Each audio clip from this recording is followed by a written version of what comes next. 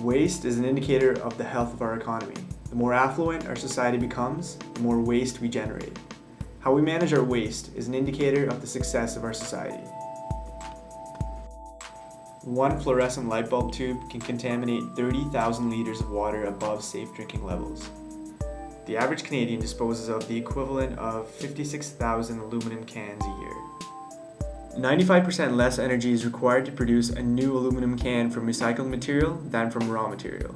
To fully appreciate the advances in landfill technology, it helps to remember that in the late 1800s, many cities were still dumping their garbage in the nearest body of water. As recently as the 1960s, swine were allowed to graze on city wastes to reduce its volume and to control odor.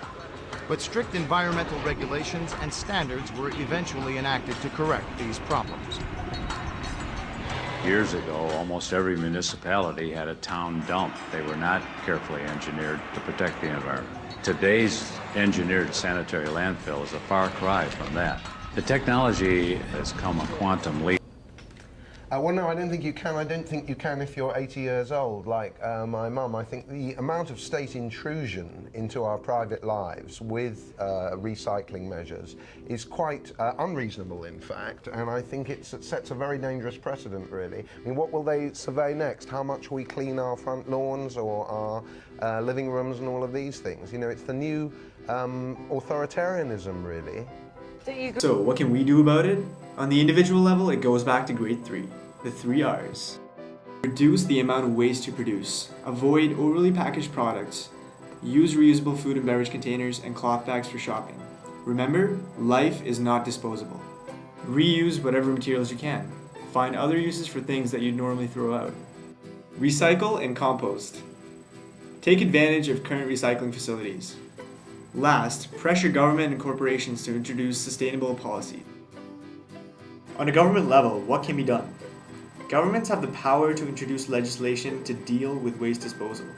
Measures like reduced garbage pickup, green box programs, and environmental controls on landfills are all possibilities to contain the damage done.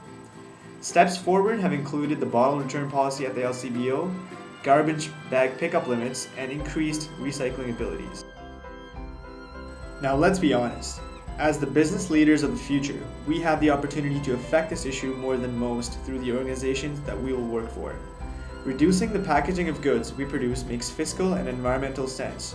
Your future customers are becoming more cognizant of the environment and the effects that their and your actions can have. Although maintaining standards in waste disposal may not lead to increased profits, the public is very sensitive to negative publicity.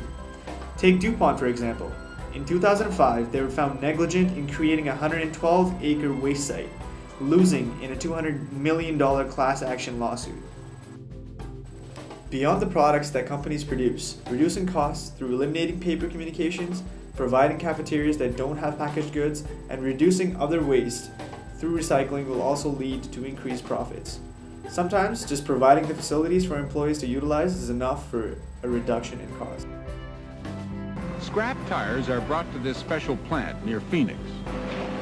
They're shredded into strips, and a computer mixes the crumb rubber in just the right proportion with the traditional asphalt mix of crushed stone, oil, and sand. Road. On one side, a stretch of conventional asphalt 4 inches thick. On the other, just 2 inches of rubberized asphalt. Take a look at the rubberized asphalt.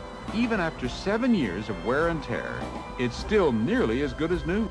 As for the other stretch of road with 4 inches of regular asphalt, and though the rubber mix costs more, Way says because you only have to use half as much material and the road lasts at least twice as long, in the end, it's cheaper. So we built... These simple measures will help in the future reduction of waste. You can do it. Don't be a grouch. Oh, I love trash. Anything dirty or dingy or dusty. Anything ragged or rotten or rusty. Yes, I love trash. If you really want to see something trashy, look at this. I have here a